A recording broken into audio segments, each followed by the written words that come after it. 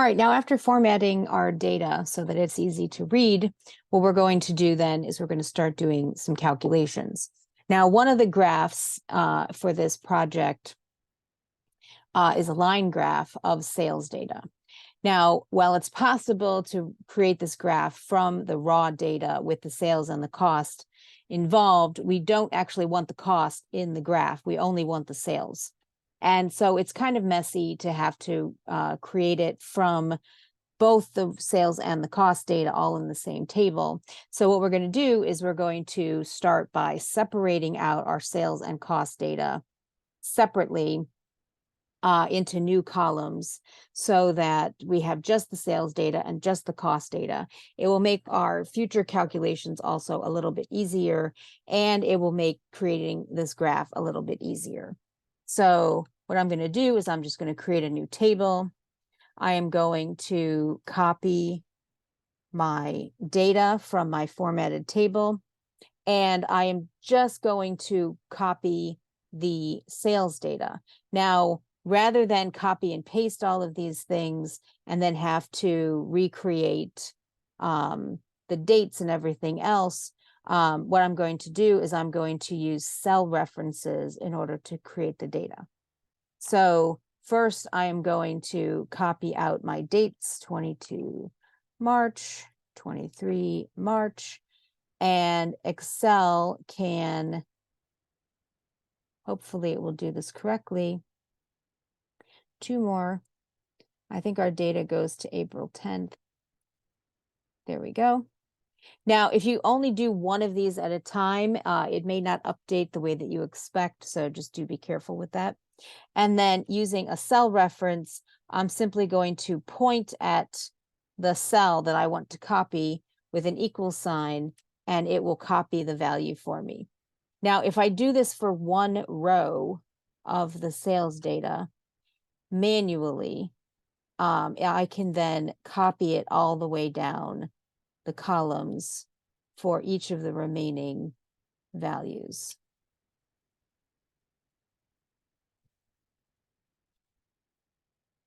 Because I'm skipping every other one, though, I can't do this going across the way that I did with the dates.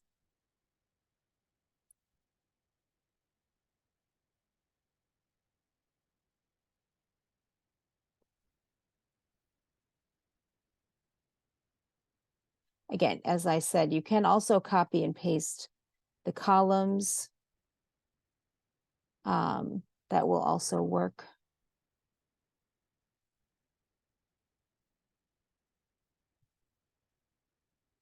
Just make sure that as you go, you are getting the dates, the values from the dates that are indicated on the lower table.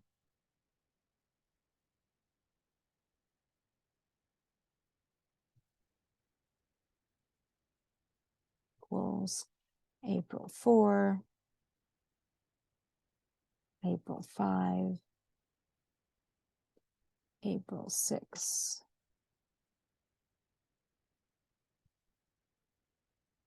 Seven,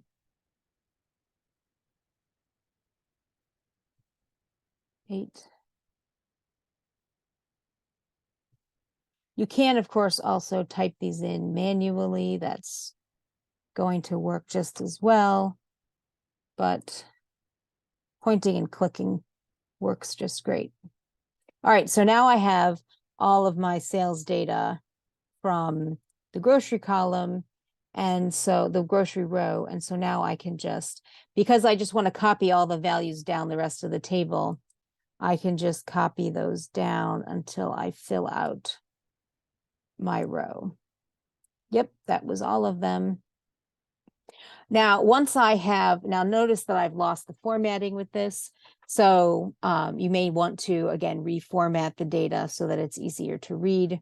You can use the table format, or you can use these options to do it manually. Now, once you have the data in this nice table where it's just the sales data, you also will eventually want to do the cost data like this if we're going to continue the calculation. But for the line graph should have the dates on the horizontal axis and the sales values for each department on a separate line. And so we have all the sales data together. And so now we can actually create that table, create that graph. So we highlight our data, and then we go to insert, and we can choose recommended charts. And notice that it's created the exact graph that we need. It has the dates on the horizontal axis. That's what line graphs should do. And it has our sales values up here. Now, one thing to kind of keep in mind, if you choose a line graph from this table, sometimes the data will format poorly. You don't want this. Also, you don't want to choose any of these other options, stacked graphs and things like that. They are more difficult to interpret, and we just want to very clearly see which department has the highest sales. And the way to do that is simply the standard line graph. And so we click OK.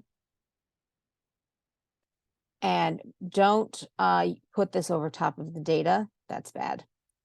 So I'm going to move this off to the side. All graphs should have descriptive titles.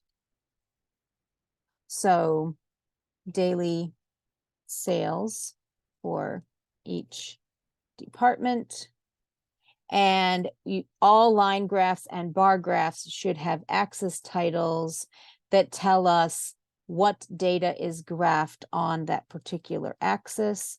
So this is date, and this is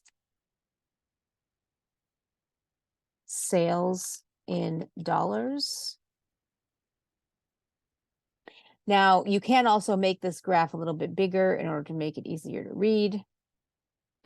And you can also conceivably alter where the legend is appearing. So there's a legend and there's options, and you can specify, I want it on the right, I want it on the top, I want it on the left or the bottom, and then of course other options. The top or the bottom is usually fine. If you have a lot of options, this spreads it out really nicely. If the options are smaller, sometimes on the right or the left is better. But as long as it's there, that's what's important. So there's our line graph and properly constructed. Now we're going to do the same thing that I did for the sales. I'm going to also do this for the cost, because we have a bunch of calculations we have to do, and having the cost and the sales right next to each other in corresponding positions will make those calculations, like for profit and things like that later on, easier to do.